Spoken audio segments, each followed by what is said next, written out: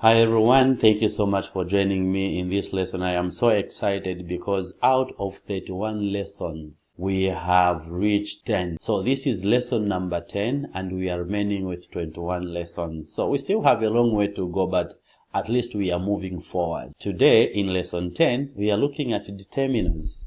So without wasting much of your time, let's get started.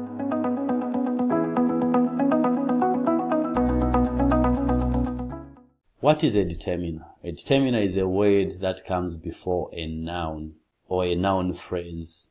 Its function is to clarify or to modify the noun or the noun phrase.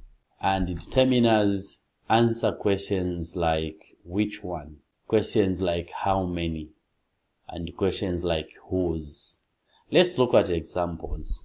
This book, when we say this book, this is a determiner because it answers which one. That car is another example answering the question which car. Let me give you examples on how many. 3 apples. So 3, though it's a number, it's a determiner in this case, or it's functioning as a determiner in this situation. Several books. Again, it's answering how many, and therefore several in this case, it is functioning as a determiner. The last example is on whose. Remember we said determiners can answer questions like whose. Okay.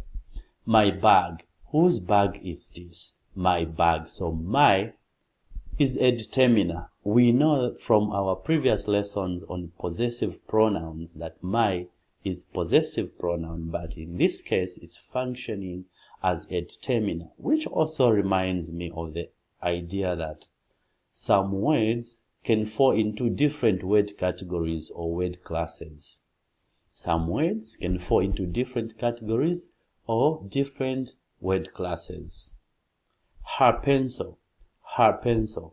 Whose pencil is this? Her pencil. Okay? Now, let's look at characteristics of determiners. Characteristic number 1. Determiners are always followed by a noun or a noun phrase.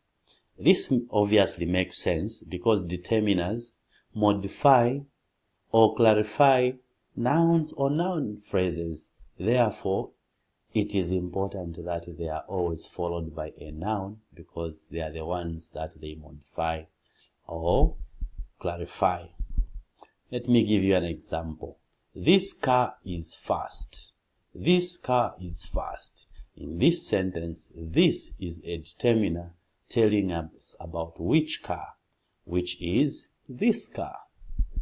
Characteristic number 2. Determiners do not stand alone. They provide context or specificity to the noun. So, they provide context or they specify a noun. Let's look at examples. When we say that boy is coming, that boy is coming. In this case, that is the specific boy, right? So we are giving information about a specific boy and not any other boy. Okay. And lastly, determiners can also indicate possession, quantity, and definiteness. And we have seen examples of possession. For example, my car, possession. Quantity, several oranges, that's quantity. How many? Quantity has to do with how many. And then definite. When we say definiteness, we can say the boy, right? So that is a determiner in that sense. Although by definition the word the is an article, as we are going to see, but in this case it's functioning as a determiner. Hope you understand so far at this point. Let's look at types of determiners. Determiners can be categorized based on the type of information they provide. They can be So how do we categorize, how do we group determiners? It's by the kind of information that they give. Let's look at some of these. Number one, they are what we call interrogative determiners. These are used to ask questions about nouns. And common among interrogative determiners include are, what, which, and whose. For example, what book are you reading? What? Interrogative determiner. Which movie did you like? Which? Interrogative determiner. Whose jacket is this? Whose jacket is this? Whose? Interrogative determiner. Number two, articles. So type number two, articles. The first one, don't forget, interrogative determiners. Articles are the most common type of determiners. They indicate whether a noun is specific or it's general. Let's look at examples. So before I give you specific examples, let me just say that articles as a type of determiner has got other types within it. So article can be definite article, which is the is a definite article. Now I'm going to talk about this in the in the lesson that's coming, and you are going to see how determiners work, because I've got a whole lesson about articles. For example, when you say the dog is barking, there it's very specific. It's a dog that we maybe we are talking about, or maybe we have previously mentioned, or a dog that we can see as it is barking. So when we use the word the, for example, if I just meet you, right, and I say, have you seen the man, right? You are going to say, which man? Because the means definite, a specific person. But we also have a different type, which is indefinite article or indefinite articles. These are two. We've got a, for example, a boy. When we say a boy would bring fruits. Now, a boy in this case is general, not a specific person that we know or whose information we have. But when we say the boy, it means it's a specific boy, and both the speaker and the listener knows that that kind of they know the boy they are talking about. Okay, we have another one, another indefinite article, which is an. We use it with words that that start with a vowel sound, like an orange, an apple. It's also an indefinite article. Now let's go back to determiners. Determiner number 3, or determiner type number 3, demonstratives. Demonstrative determiners point to specific nouns and indicate their proximity to the speaker. So again, if you remember when you looked at demonstratives, we looked at this in details. Okay, so we've got words like this, that, these, and those.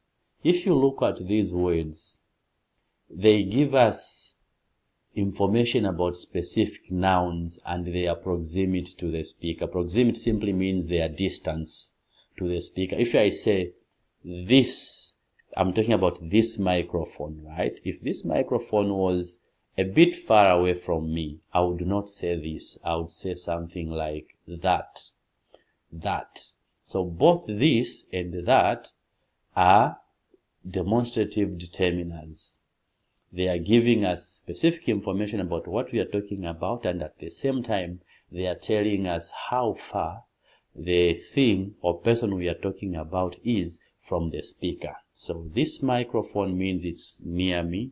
That microphone, it's not near me. Okay? Hope you are understanding. At this point, I would love to remind you that if you have not subscribed and you are enjoying the lesson, why not hit the subscribe button?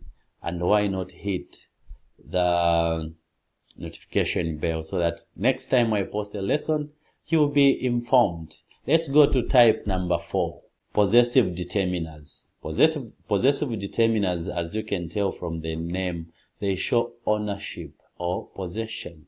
And the common among these are my, yours, his, hers, its, our, and their.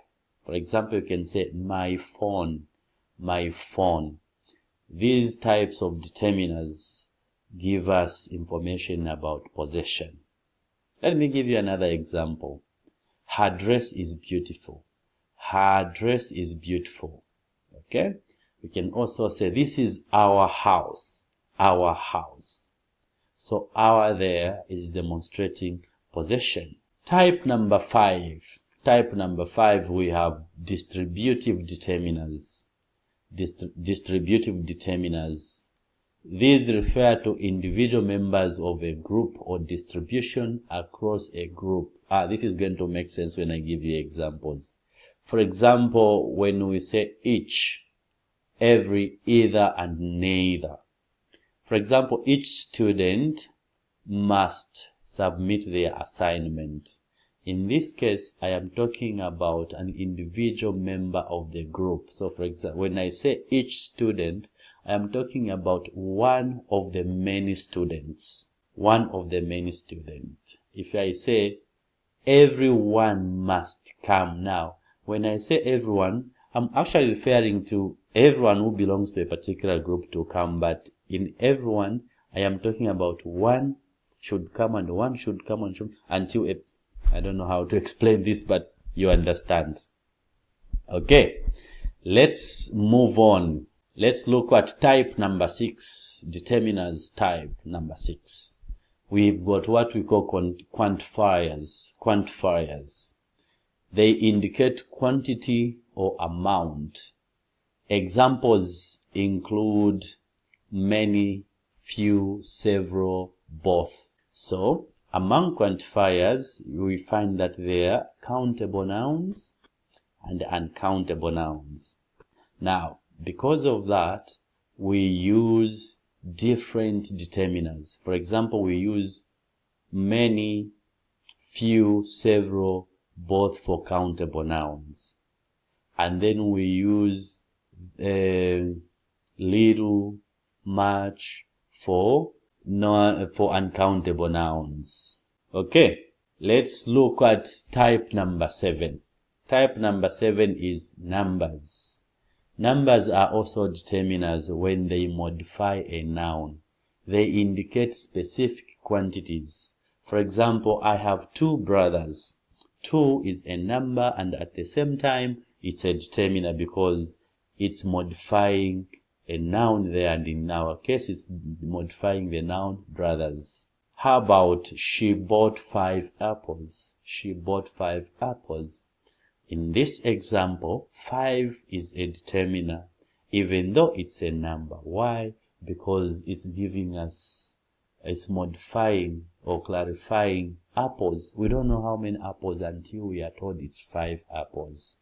That's the clarification we are talking about. In this lesson, we have learned about determiners. We have looked at examples, and we have also looked at types of determiners. And we are going to end here. If you've got any addition, please write in the comment section. And if you've got questions, you can write them in the comment section. Thank you so much for joining me in this lesson. I'll see you in the next lesson.